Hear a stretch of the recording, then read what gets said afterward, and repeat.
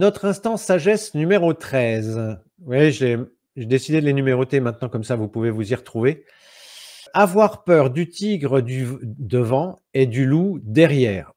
Donc j'ai pris ce proverbe parce qu'il y avait peur dedans. Et avoir peur du tigre devant et du loup derrière, ça veut dire être dans un état d'hésitation. C'est-à-dire que si on va devant, on se fait manger par le tigre, et si on va derrière, on se fait manger par le loup. Donc ça correspond à un état d'hésitation. Ce proverbe qui parle de peur, en fait, il nous renvoie à la notion de choix. Dans ce cas-là, on a le temps de réfléchir, mais ce n'est pas toujours le cas. On n'a pas toujours le temps de réfléchir par rapport à la peur.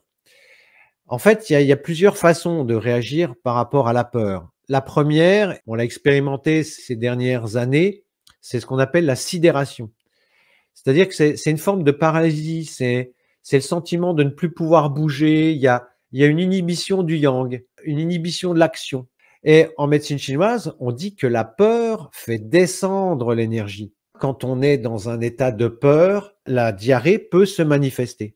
Donc la diarrhée peut être consécutive à un état émotionnel en relation avec la peur. Vous en faites l'expérience, peut-être quand vous emmenez votre animal chez le véto, vous le mettez dans sa cage, les chats, tiens Catherine, les chats, vous mettez votre chat dans la cage. Moi les miens, mettre mes chats dans une cage, c'est autant mettre un tutu à un forgeron, vous voyez, ils n'ont pas l'habitude. Et en général, ça finit, voilà, ils se lâchent parce que justement, la peur fait descendre l'énergie, donc ça fait descendre les urines, ça fait descendre les selles, et c'est un peu la catastrophe.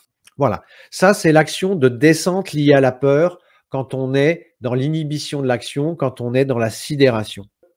Vous avez la deuxième réaction par rapport à la peur, c'est la fuite. C'est le mode de défense des animaux. Quand un animal a peur, logiquement, il fuit. Sauf que quand il peut pas fuir, c'est là où il devient agressif. Donc, quand on est sur un humain, la fuite, ça peut être une situation de non-choix, c'est-à-dire que la personne va fuir la confrontation à la problématique.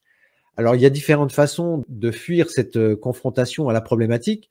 Ça peut être soit avec des substances illicites, drogue, alcool, etc., ou des substances licites en vente en pharmacie. Mais bon, dans ce cas-là, vous voyez bien que la fuite, tôt ou tard, ça nous rattrape, quoi. Enfin, tôt ou tard, ça se passe pas bien. Bon, si l'animal peut fuir, hop, il sauve sa vie, tout va bien. Et si la fuite n'est pas possible, ou si l'humain arrive au bout du système de la fuite, il arrive un moment où c'est l'agressivité. Parce que le fait de ne pas réagir, eh bien, il y a une frustration qui s'installe. Je parle pour l'humain. Si l'animal ne peut pas fuir, il attaque et puis après, c'est confrontation et il se passe ce qui doit se passer. Pour l'humain, la réaction va se manifester aussi par de l'agressivité. Alors, ça peut être une agressivité envers l'extérieur ou envers l'intérieur. Et là, on peut commencer à parler de maladies auto-immunes. Je vous parlais de maladies de Crohn, etc. Si c'est la sidération qui prédomine, si la personne a le sentiment d'être pris dans un piège, le non-choix amène à une forme de frustration, de blocage et qui peut se transformer en agressivité. C'est typiquement, je sais pas moi, vous êtes en couple et puis vous savez pas si vous devez, si vous devez rester dans ce couple ou si vous devez partir ou si vous avez un amant, est-ce que vous restez dans le couple ou vous partez avec votre amant, etc. Vous voyez, il y a un non-choix, il y a une insatisfaction, une frustration, et ce qui fait que le yang du foie monte en pression. Et d'où l'agressivité, mais là, c'est là où ça devient intéressant. Imaginez-vous dans ce genre de situation, qu'est-ce que vous allez utiliser comme expression? Vous allez utiliser l'expression « ça me gonfle » et vous allez utiliser l'expression « ça me fait ch ». Vous voyez? Là, le lien avec la diarrhée, il est facile à faire. Hein, quand ça vous fait ch, voilà.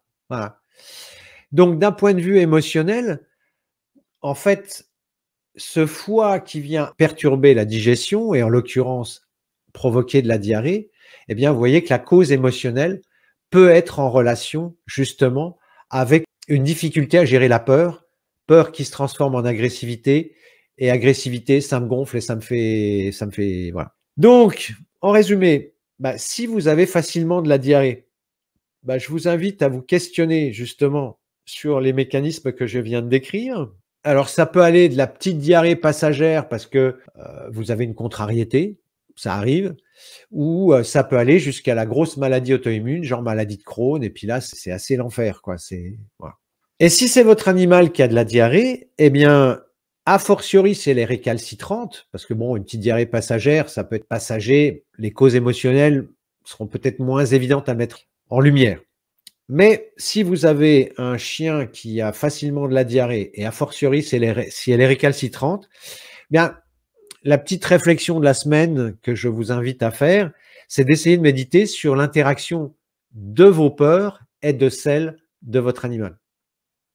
C'est comment l'animal a peur ou il est stressé, ou comment vous avez peur ou comment vous êtes stressé, et comment les deux interagissent.